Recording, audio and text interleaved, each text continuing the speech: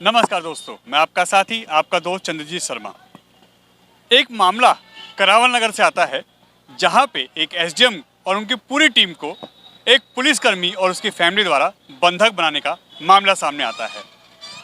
जी हाँ, 15 तारीख को करीब 1:42 से 50 मिनट के बीच में एक कॉल होती है जिसमें एसडीएम संजय चौधरी जी जो अपनी पूरी टीम के साथ वहां जाते हैं करावल नगर में, और उनको यह खबर पिछले कई दिनों से लोग कंप्लेंट के रूप में दे रहे थे कि वहां पे एक जींस की रंग की फैक्ट्री चल रही है। यह पूरे ही दिल्ली में वैन है। ऐसी कोई भी फैक्ट्री, ऐसे कोई केमिकल के जो कारखाने हैं वो दिल्ली में नहीं चल सकते। इसी पे कार्रवाई करने, इसी पे उसका संज्ञान लेने वो अपनी पूरी टीम के साथ जब करावल नगर पहुंचते हैं तो वहां पे उनकी टीम को उनकी फैमिली द्वारा, जो कुलदीप हैं वो दिल्ली पुलिस में हेड कांस्टेबल हैं, उनकी फैमिली द्वारा और उनके द्वारा उनकी पूरी टीम को बंधक बना लिया जाता है। उनकी टीम के साथ मारपीटाई की जाती है और जब एसडीएम साहब जब वहाँ जाते हैं, क्योंकि जब वो कॉल करते हैं बहुत देर हो जाती है, वो नहीं आती उनकी टीम, तो वो जाते हैं और कॉल करते हैं। जब गेट खुला जाता है तो उनके साथ भी मारपीटाई करते हैं। और यह दिल्ली पुलिस के जो कांस्टेबल हैं कुलदीप, उनका नाम भी इसमें निकल के सामने आ रहा है कि उन्होंने भी इनके साथ मारपीटाई की है, इनकी पूरी टीम के साथ मारपीटाई की है। इन्होंने अपना कार्ड दिखाया, अपनी पोस्ट बताई, इन्होंने कारण बताया कि हम किस कारण से यहाँ आए हैं। उसके बाद भी इनकी बात नहीं सुनी गई और इनके साथ पूरी फैमिली ने मारपीटाई की। इनको काफ़ी चोट आई है और इनका मेडिकल भी हुआ है। आप पूरी बात सुनिए इनकी और उसके बाद आप खुद सोचिए कि जब दिल्ली में एसडीएम लेवल के अधिकारी सेफ नहीं हैं तो हम और आप क्या सेफ होंगे। देखिए, मेरे पास एक शिकायत यानी आई थी उसी मोहल्ले के कुछ 10 व्यक्तियों से। तो उन्होंने बोला कि यहाँ पर एक जो जीन्स कलरिंग यूनिट चल रही है उसकी वजह से काफ़ी भारी मात्रा में प्रदूषण हो रहा है और वहाँ पर उन लोगों को रहने में बहुत तकलीफ आ रही है। तो मैंने इसका संज्ञान, जैसे रहता है हम लोग के पास सीआरपीसी पावर रहती है 133 में, तो सेक्शन 133 सीआरपीसी में संज्ञान मतलब लिया। तो उसमें एक निरीक्षण करने हम लोग गए थे और मैं था और मेरा ड्राइवर था और 3 बंदे अभी और थे स्टाफ के।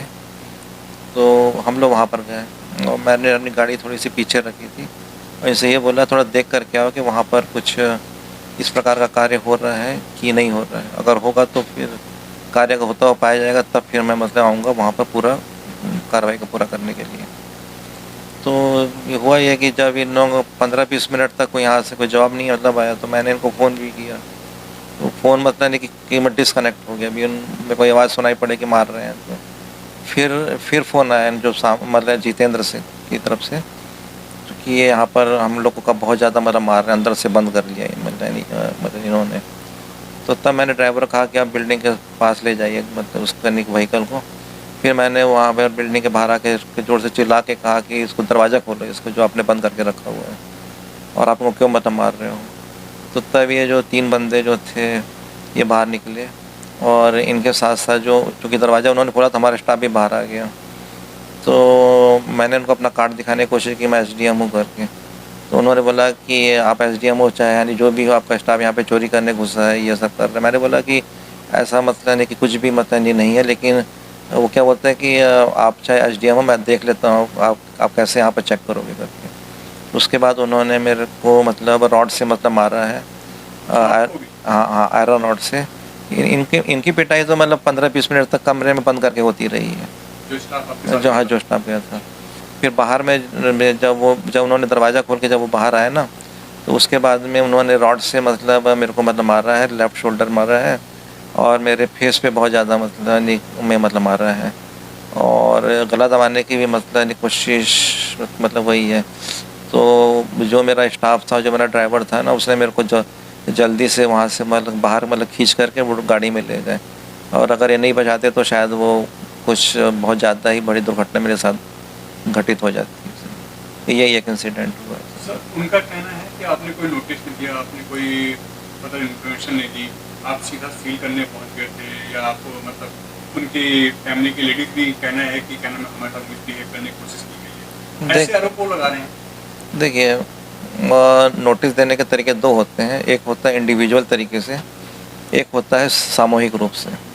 सामूहिक रूप से नोटिस जो है पूरे करावल नगर सब डिवीज़न में एक पब्लिक नोटिस के माध्यम से जनता को बता दिया गया है कि इस प्रकार की जो इलीगल जीन्स कलरिंग फैक्ट्री को उन लोग बंद कर दें, जो भी ऐसे संचालक हैं।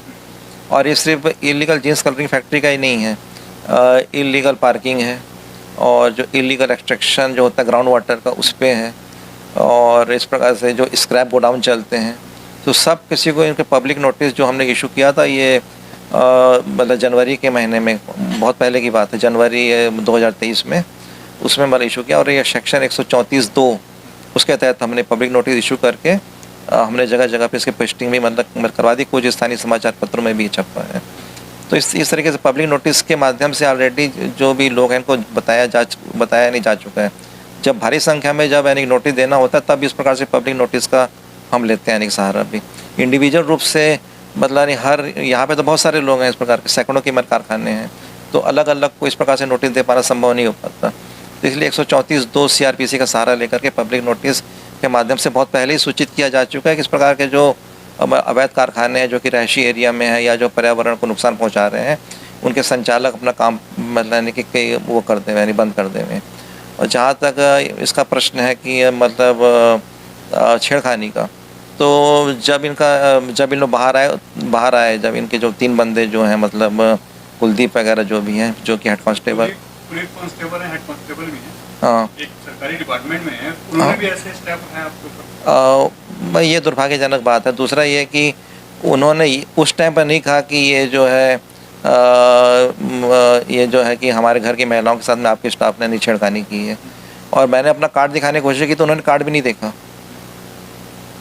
भी नहीं देखा, सीधा हाथ छोड़ा मेरे ऊपर में भी, और काफ़ी फियर्सफुल्ली मतलब मुझको मतलब काफ़ी मतलब कि चेहरे पर बहुत ज़्यादा मतलब मारा उन्होंने। तो मतलब यही है हमारा बातचीत। बाकी वो जो मतलब आरोप तो बहुत सारे आने के लग रहा है कि सेक्सुअल मतलब इन लोगों को मतलब छेड़खानी हुई है। फिर बाद में उन्होंने ये बोला है कि 10,000 रुपये की भी डिमांड मतलब नहीं हुआ है। तो ये सारे आरोप हैं जो कि अपने जो उन्होंने कुकृत्य किए हैं, जो कि क्योंकि मेरे ऊपर जो हाथ उठाया गया है वो तो बिल्कुल स्पष्ट है, CCTV कैमरे पे भी यानी दर्ज है। अब इनका जो मतलब मारा गया है वो तो मतलब कि बंद कमरे में है, उसका तो कोई मतलब वो नहीं, वो तो सिर्फ इनको चोट लगी हुई है।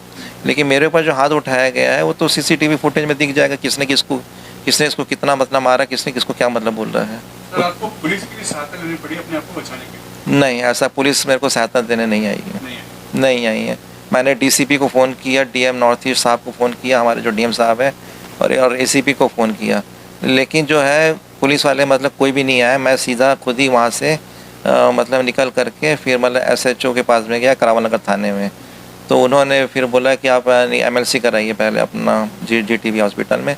तब फिर मैं अपने ही वाहन से मतलब फिर गया GTB हॉस्पिटल भी। तो ये जो बोला जा रहा है कि पुलिस ने रेस्क्यू किया, गलत बात है। पुलिस की तरफ से मुझे रेस्क्यू नहीं किया गया कहीं से भी। सर, एक SDM मतलब एक तरीके का इलाके का मेन हेड, मुझे उसको अगर पुलिस रेस्क्यू नहीं कर पा रही है, उसको सपोर्ट नहीं कर पा रही है, उसको नहीं बचा पा रही है, तो आप मानते हैं कि जनता कैसे पिसती होगी?